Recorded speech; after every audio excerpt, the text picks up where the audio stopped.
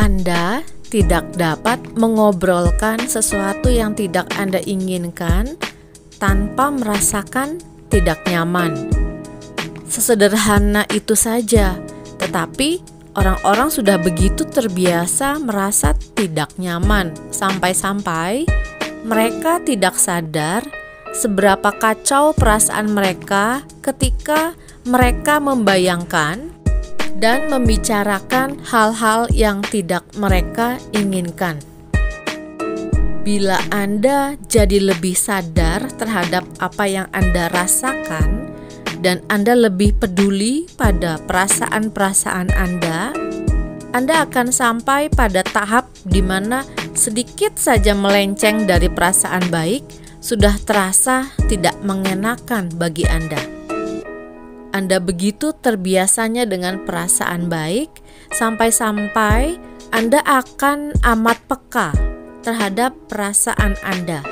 Sehingga begitu perasaan Anda melenceng, Anda akan merasakannya dan Anda akan langsung saja mengembalikan diri ke rasa senang. Anda terlahir untuk lebih sering merasa baik dan bahagia karena Anda terlahir menjalani hidup yang menakjubkan. Hai semua, sehat bahagia kaya raya untuk kita semua. Energi kemakmuran 10 triliun mencintai kita semua. Jumpa lagi dengan saya, Vita Mindset Trainer, dan kali ini saya ingin membahas mengenai kesadaran kita mengenai perasaan kita.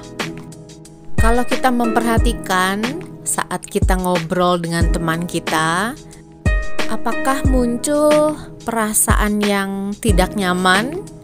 Atau perasaan biasa aja atau perasaan gembira di batin kita. Kita perlu memahami dan menyadari jenis-jenis perasaan yang hadir di batin kita. Ketika kita menyampaikan permasalahan kita, tentu batin kita juga merasakan yang gak nyaman, yang bikin kita jadi sedih misalnya. Dan hal-hal yang seperti ini justru mendatangkan masalah baru di masa depan, karena yang kita rasakan atau kita vibrasikan adalah gelombang getaran rendah. Dan gelombang getaran ini menyebar, mengalir juga ke teman kita. Jadi dihasilkan 2 gelombang getaran bersifat rendah. Jadi gimana solusinya? Ya kita pilih bercerita hanya ke teman yang dapat nantinya menaikkan lagi vibrasi kita, yang memberi kita harapan atau mensupport kita. Kalau kita cerita ke yang punya banyak masalah juga, biasanya akan jadi bertumpuk-tumpuk gelombang getaran yang kalian hasilkan. Artinya dengan begitu akan menjadi magnet bagi masalah baru yang lebih besar lagi, karena kita memilih bercerita ke teman yang punya banyak masalah, lalu dia menceritakan masalah-masalah dia, lalu ya gelombang getaran bersifat rendah akan lebih besar energinya, daya tariknya juga akan makin besar. Daripada seperti itu, lebih baik kita belokkan arah pembicaraannya kepada hal-hal yang kalian harapkan. Kita bisa tanya ke teman kita, apa yang kamu harapkan untuk menjadi kenyataan? Apa yang kamu inginkan? Coba cerita ke saya.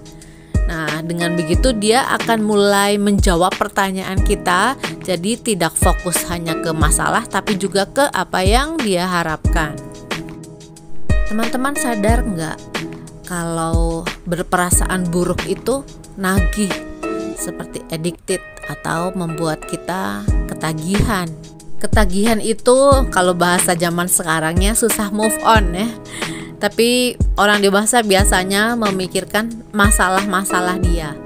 Dia nggak sadar ternyata dengan memikirkan terus masalah-masalahnya, dia sedang ketagihan dengan perasaan buruk saat memikirkan hal tersebut. Kalau tadi di buku dikatakan, ketika Anda terbiasa dengan perasaan baik, sampai-sampai Anda akan amat peka terhadap perasaan Anda, Sehingga begitu perasaan Anda melenceng ke perasaan yang buruk, Anda akan merasakannya dan Anda akan langsung saja mengembalikan diri ke rasa senang. Kalau misalnya udah sadar, oh ini perasaan buruk nih, lalu kita kembali lagi mikirin masalah lainnya dan oh ini perasaan buruk lainnya nih, ya itu ya sama aja, nggak ada perubahan di dalam diri kita.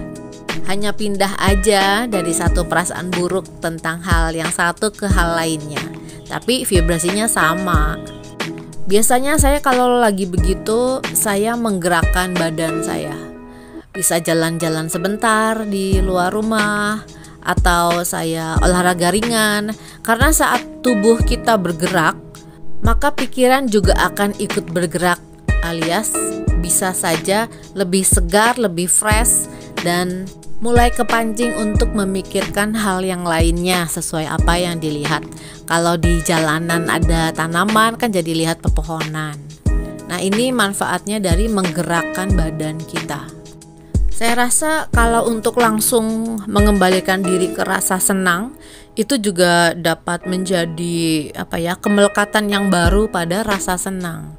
Kalau saya lebih memilih untuk menetralkan batin saya, perasaan saya. Ketika perasaan tidak nyaman hadir, saya biasanya menarik nafas panjang, lalu saya fokus ke nafas yang keluar masuk, lalu saya menerima keadaan diri saya yang sedang berpikir yang enggak, menerima hadirnya perasaan yang tidak nyaman. Saya alihkan saja vibrasi saya ke perasaan menerima apa yang hadir di pikiran dan hati saya sebagaimana adanya. Tidak ada penolakan, tidak ada pemaksaan untuk pindah langsung ke perasaan senang, karena itu sulit karena tanpa adanya penerimaan total atas apa yang dialami diri kita seperti melawan aja. Sisi anak-anak dalam diri kita seperti melawan. Ada kebutuhan atau ego dalam diri kita yang menuntut kita untuk memahami diri kita. Kalau kita bisa menenangkan atau memeluk diri kita untuk membuat lagi perasaan nyaman itu hadir dengan cara menyadari nafas, menyadari pikiran-pikiran kita, menerima kenyataan bahwa diri kita sedang ada di titik memikirkan dan merasakan perasaan yang gak nyaman, maka vibrasi kita mulai naik dari yang tadinya perasaan tidak nyaman menjadi perasaan nyaman kembali dengan memahami diri kita sebagaimana adanya. Selamat mencintai diri kita sebagaimana adanya. Terima kasih untuk kebersamaannya. Saya Vita Mindset Trainer. Jiwaku mencintai jiwamu. Semangat!